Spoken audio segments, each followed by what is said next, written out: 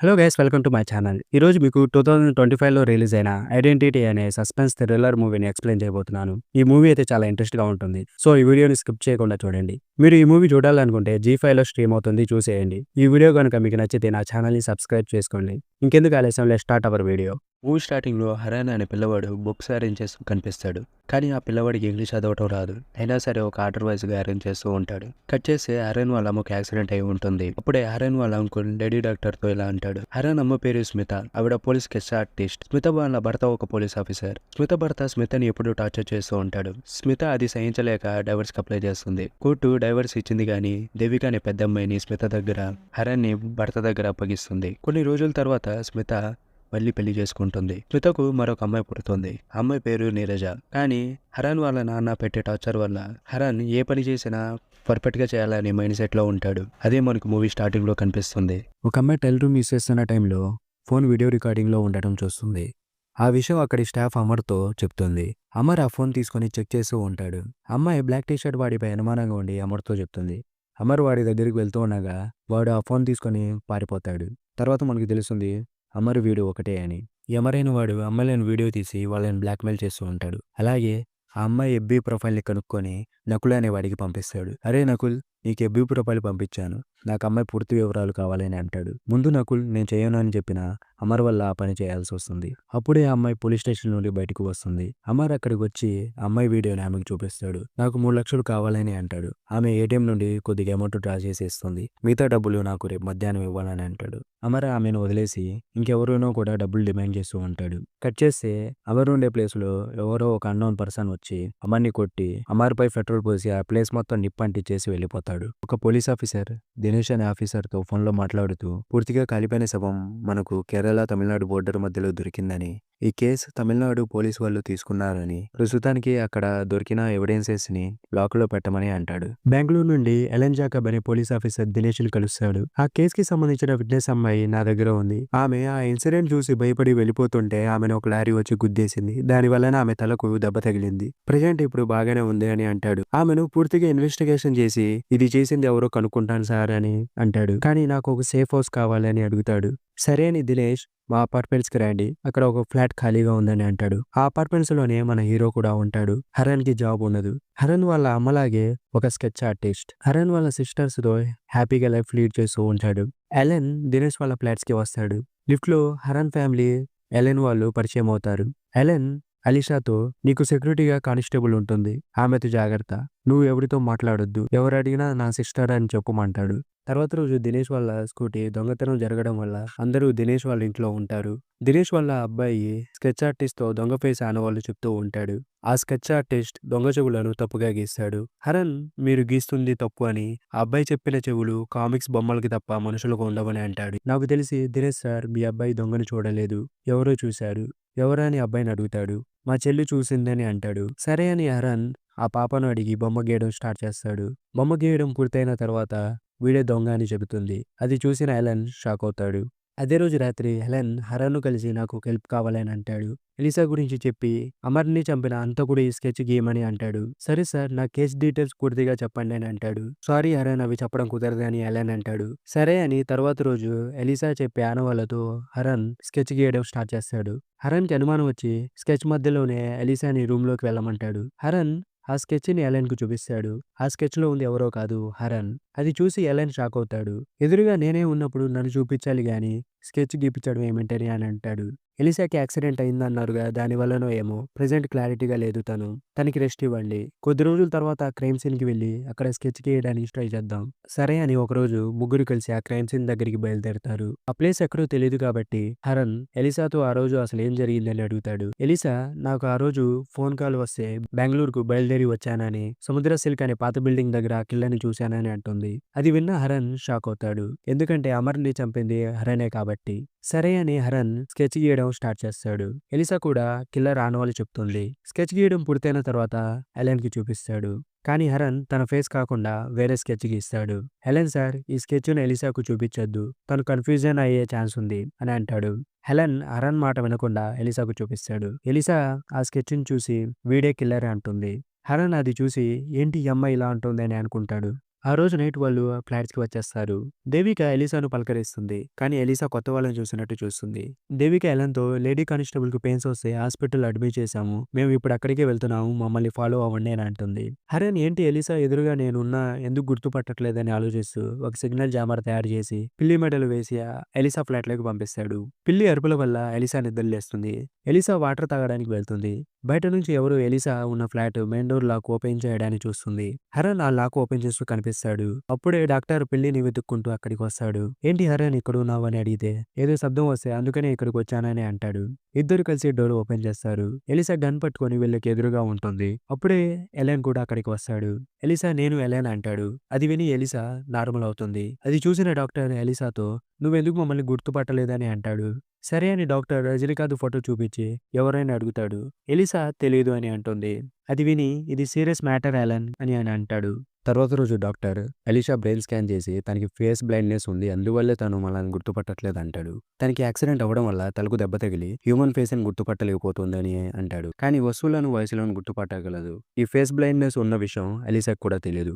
అది విని Elisha shock అవుతుంది. ఎలెన్ ఎలిషా స్కెచ్ లో ఉన్న వ్యక్తిని గుర్తుపట్టిందిగా మరి అని అడిగితే ఎలిషా తన బ్రెయిన్ లో ఉన్న కిల్లర్ అని అనుకుంది, కానీ ఆ స్కెచ్ లోని వాడిని కాదు. ఈ మాట వినగానే ఎలెన్ కు హరన్ పై అనుమానం వస్తుంది. ఎలిషా ఫ్లాష్ బ్యాక్ లోకి వెళ్తే ఎలిషా ఒక న్యూస్ రిపోర్టర్. ఎలిషాని ఒక అతను కలిసి పెన్ డ్రైవ్ ఇస్తాడు.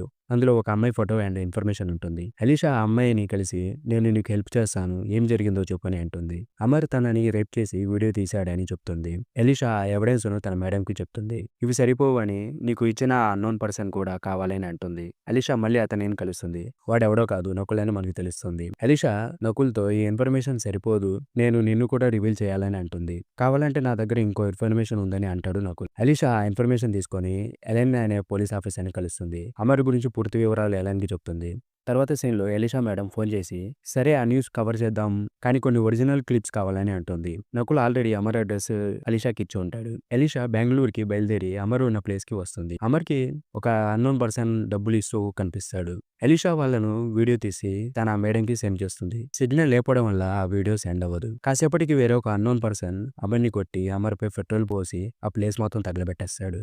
అది చూసిన ఎలిషా భయపడి కూటిపై వెళ్తుంటే లారీ వచ్చి ఎలిషాను గుద్దుతుంది. ఎలిషా హాస్పిటల్లో ఉండడం వల్ల ఎలెన్ అక్కడికి వెళ్తాడు. ఇప్పుడు మనం ప్రెజెంట్ లోకి వస్తాము. ఎలెన్ కి హరన్ పై అనుమానం వచ్చి సుప్రియ అనే ఆమెకు ఫోన్ చేసి హరన్ గురించి ఫుల్ ఇన్ఫర్మేషన్ కావాలని అంటాడు. అక్కడ ఉన్న హరన్ దగ్గరకు వెళ్లి అమర్ని చంపింది నువ్వే కదా, నిజం చెప్పు అంటాడు. హరన్ సైలెంట్ గా ఉంటాడు. ఎలెన్ దినేష్ సార్కి ఫోన్ చేసి సార్ అమ్మని చంపింది హరనే అని నేను చెప్పే లొకేషన్కి రండి అంటాడు. దినేష్ అక్కడికి వచ్చి మరి స్కెచ్లో ఉన్న వ్యక్తి ఎవరు అని అంటే హరన్ కావాలని వేరే వ్యక్తి స్కెచ్ వేశాడని, అసలు ఇలాంటి వాడు లేడని అంటాడు.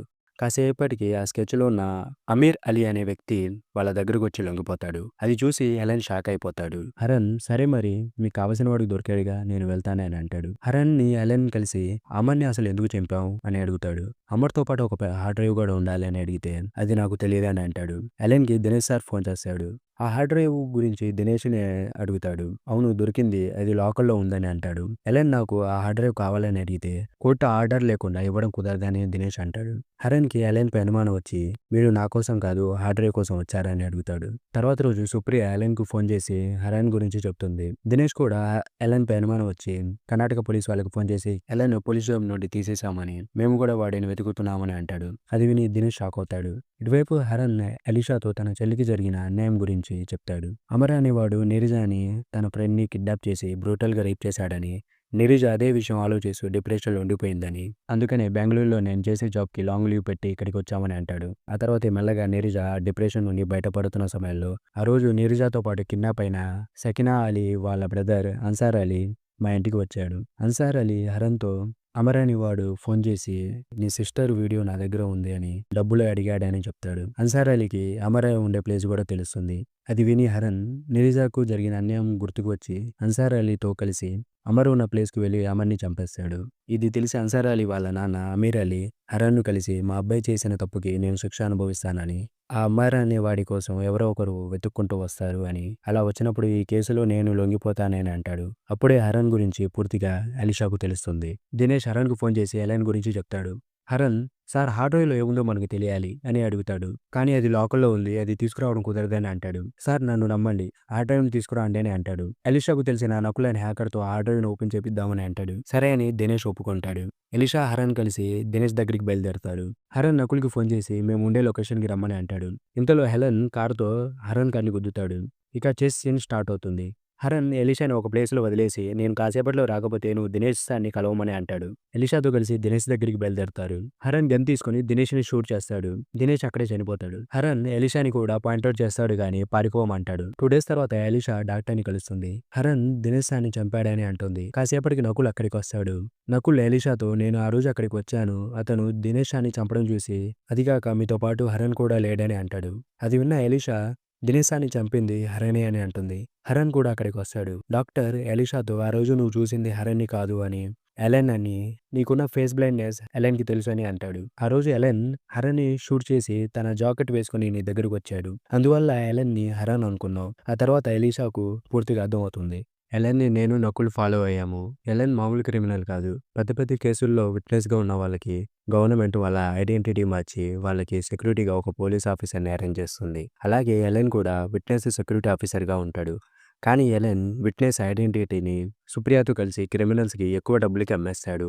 ఒక కేసులో చిన్నప్ప అనేవాడు ఒక పెద్ద స్కామ్ చేస్తాడు. ఆ స్కామ్ గురించి ఒక జర్నలిస్టు పోలీసులకు చెప్తాడు. ఆ విషయం తెలుసుకున్న చిన్నప్ప ఆ జర్నలిస్టుని చంపేస్తాడు. అక్కడ ఉన్న జర్నలిస్ట్ భార్య చిత్రమాలిని అది చూస్తుంది. చిత్రమాలిని ఆ విషయాన్ని పోలీసులకు చెబుతుంది. కోర్టు ఆమె ఐడెంటిటీ మార్చి సెక్యూరిటీగా ఎలెన్‌ని పెడుతుంది. ఆ ఇన్ఫర్మేషన్ చిన్నప్పకి అమ్మేస్తాడు. చిన్నప్ప చిత్రమాలినిపై అటాక్ చేస్తాడు. చిత్రమాలిని తప్పించుకుంటుంది. కోర్టు మళ్ళీ ఆమెకు ఐడెంటిటీ మార్చి కొత్త సెక్యూరిటీ ఆఫీసర్‌ని పెడుతుంది. చిన్నప్ప ఎలెన్‌తో చిత్రమాలిని ఇన్ఫర్మేషన్ తెలుసుకోలేకపోతే నీ గురించి కూడా నేను చెప్పేశానని అంటాడు. ఎలెన్ ఎలాగో తనకున్న సోర్స్ ద్వారా చిత్రమాలిని కొచ్చిన్‌లో ఉందని తెలుసుకుంటాడు. సీబీఐ ట్రయల్ జరిగే రోజు చిత్రమాలిని కొచ్చిన్ నుండి బెంగుళూరుకు వస్తుందన్న విషయం ఎలెన్‌కి తెలుసు. అందువల్ల ఎలెన్ ఆమెను ఫ్లైట్‌లోనే చంపుతాడు. కానీ ఎలెన్ చంపడు. వేరే అన్నోన్ పర్సన్ చంపుతాడని అంటాడు. అందుకే ఆ ఫ్లైట్‌కి యాక్సెస్ ఉన్న ఇద్దరు వ్యక్తులను ఎంచుకొని వాళ్లకు క్లోజ్‌గా ఉన్న అమ్మాయిలను అమర్ చేత కిడ్నాప్ చేపిచ్చి వాళ్ళని రేప్ చేసిన వీడియో పెట్టుకున్నాడు. అందులో ఒకరే సెకిన్ అలీ వాళ్ళ బ్రదర్ అన్సార్ అలీ. అన్సార్ అలీ ఎయిర్‌పోర్ట్‌లో గ్రౌండ్ స్టాఫ్‌గా పనిచేస్తూ ఉంటాడు. అసలు ఈ విషయం మొత్తం మనకు తెలియడానికి అమర్ రేప్ చేసిన అమ్మాయి వాళ్ళ ఫ్యామిలీస్‌కి ఫోన్ చేసి డబ్బులు డిమాండ్ చేయడం వల్లే మనకి ఇదంతా బయటపడిందని అంటాడు. అమర్ చనిపోయాడన్న విషయం ఎలెన్‌కి తెలిసి హార్డ్ డ్రైవ్ కోసం ఎలెన్ ఇక్కడికొచ్చాడు. సీన్ కట్ చేస్తే ఎలెన్‌కు హార్డ్ డ్రైవ్‌లో కావాల్సిన వీడియో దొరుకుతుంది. ఆ వీడియోను ఉపయోగించి ఆ అమ్మాయి వాళ్ళ ఫాదర్‌ను బ్లాక్‌మెయిల్ చేస్తాడు. అప్పుడే సుప్రియ ఎలెన్‌కు ఫోన్ చేసి హరన్ ఒక స్కై మార్షల్ అని, అలాగే వాడు highly trained X NSG commando అని చెప్తుంది.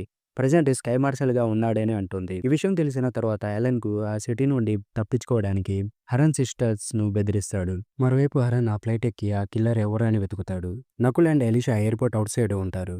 వాళ్ళతో కమ్యూనికేట్ చేస్తూ నా ఫ్లైట్ ప్యాసింజర్ లిస్ట్ మొత్తం నకుల్‌కి పంపిస్తాడు. అలీషా ఆ లిస్ట్‌లో ఉన్న ఫోటోలను గుర్తుపట్టలేకపోతుంది. అప్పుడే హరన్‌కు ఒక మెసేజ్ వస్తుంది. ఆ మెసేజ్‌ని నకుల్‌కి పంపిస్తాడు. ఆ సీట్‌లోని వాళ్ళ గురించి పూర్తి ఇన్ఫర్మేషన్ కావాలని అంటాడు. నకుల్ హరన్‌తో ఆ సీట్ నంబర్‌లో ఉన్న వాళ్ళందరూ పెద్ద పెద్ద కేసుల్లో ఉన్న విట్నెస్‌లని, అదిగాక ఎలెనే వాళ్ళ ఇన్ఫర్మేషన్ బయటపెట్టాడని అంటాడు. హరన్ నకుల్‌తో ఆ రెండో అమ్మాయి పేరు చెప్పి ఆ పేరుతో సెర్చ్ చేయమంటాడు. సెర్చ్ చేస్తే ఇన్‌స్టాగ్రామ్‌లో అమ్మాయితో పాటు ఒక వ్యక్తి ఉంటాడు. ఎలీషా ఆ వ్యక్తి ఫేస్‌పై మార్క్ ఉండటం చూసి ఇతనే ఆ రోజు అమర్‌కి డబ్బులిచ్చాడని చెప్తుంది. అతను ఎయిర్ ట్రాఫిక్ కంట్రోలర్ అని మనకు తెలుస్తుంది. హరన్‌కి మొత్తం అర్థమవుతుంది. సో ఎలెన్ ఈ విట్నెస్‌లు ఉన్న ఫ్లైట్‌ని వేరే ఫ్లైట్‌తో క్రాష్ చేసి చంపడమే అతని ప్లాన్ అని మనకు తెలుస్తుంది. ఇది తెలుసుకున్న హరన్ ఎయిర్‌పోర్ట్‌లో ఉన్న తన టీమ్‌కి చెప్పి ఎయిర్ ట్రాఫిక్ కంట్రోల్ రూమ్‌కి వెళ్ళమంటాడు. Haran team air traffic control రూమ్‌కి వెళ్లి ఆ వ్యక్తిని అడ్డుకొని ఫ్లైట్ క్రాష్ అవ్వకుండా ఆపేస్తారు. సీన్ కట్ చేస్తే ఎలెన్ సుప్రియ హెల్ప్‌తో ఒక ప్రైవేట్ జెట్‌లో వేరే దేశానికి వెళ్తూ ఉంటాడు. కానీ అదే జెట్‌లో స్కై మార్షల్‌గా మన హరన్ కూడా ఉంటాడు. నీ చెల్లి వీడియో ఇంకా నా దగ్గరే ఉందని అంటాడు. హరన్ మా అక్క ఎప్పుడో ఆ డ్రైవ్‌ని డ్యామేజ్ చేసిందని అంటాడు. హరన్ ఇక ఫైట్ స్టార్ట్ చేసి ఎలెన్ బాడీగార్డ్‌లను కొట్టి ఎలెన్‌ని లేపేస్తాడు.